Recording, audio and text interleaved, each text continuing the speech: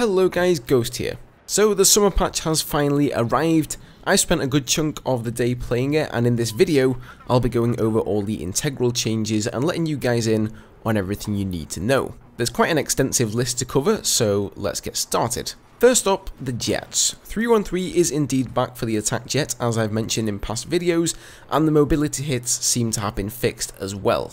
ECM should work far better than before now, as lock-on missiles have seen several nerfs to their turn rates and guidance systems in a bid to make countermeasures more effective and consistent. Unfortunately though, it's not all roses for the jets. Dusting is still an imminent issue, and whilst the patch notes do state that it has been addressed, it's still sorely broken, and I've had several games encountering serious dusting against enemy jets. The new JDAM explosion did make it into the patch, as I thought it would, but that too unfortunately seems to be broken. The explosion itself only triggers about half the time for me, and the sound is often a few seconds too late. That's a real shame, because the way they had it implemented over on the CCE was perfect.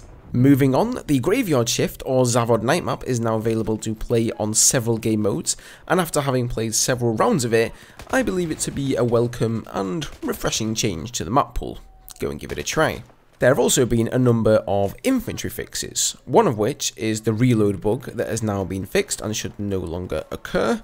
When the spring patch arrived, people complained that the tracers were too obtrusive and obvious.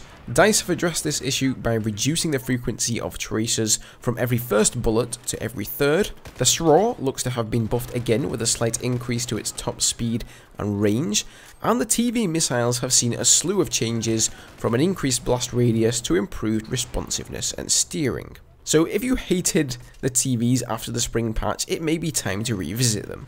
Flashbangs have been reverted back from the epilepsy-inducing cannons of blindness we've all come to know and hate since the spring patch, and should now be similar to their previous selves.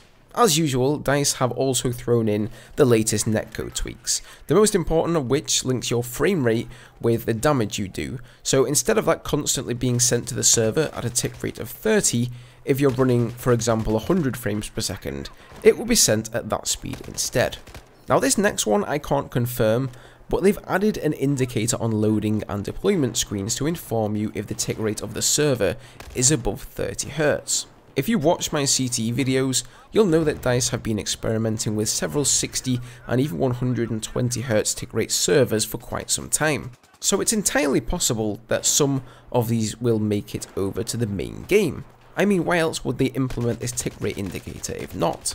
You can also now use all weapons and attachments in unranked servers, including premium weapons. So if you're new to the game and fancy trying out a weapon before putting in the necessary time to unlock it, well, now you can. And then we get to the big elephant in the room, the MAA. If you've been watching this channel for some time, then you'll know that I believe the MAA to be incredibly overpowered and in serious need of some tweaking.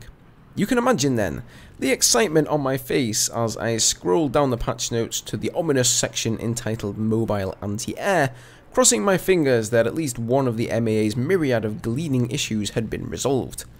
Perhaps active radar missiles had been removed.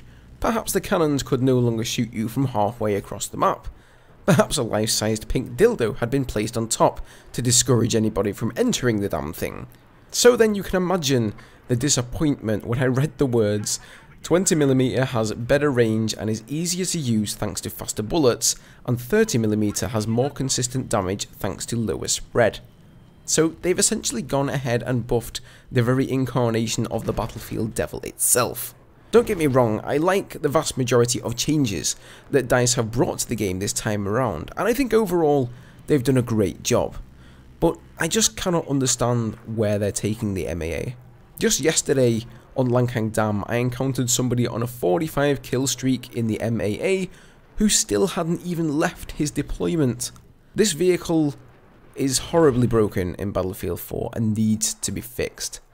I would advocate slightly nerfing the range of the cannons and changing the active radar missiles or removing them in their entirety.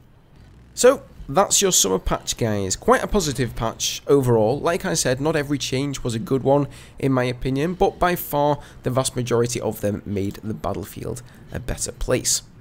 If you're playing on PC and wondering how to get your hands on the night map, you actually have to download this as a separate DLC pack. It won't cost you anything, but it certainly stumped me for a while before a friend told me, so now I'm telling you. There's a link to that down below. Thanks for watching, guys, have a good one, and I'll see you next time. Cheers.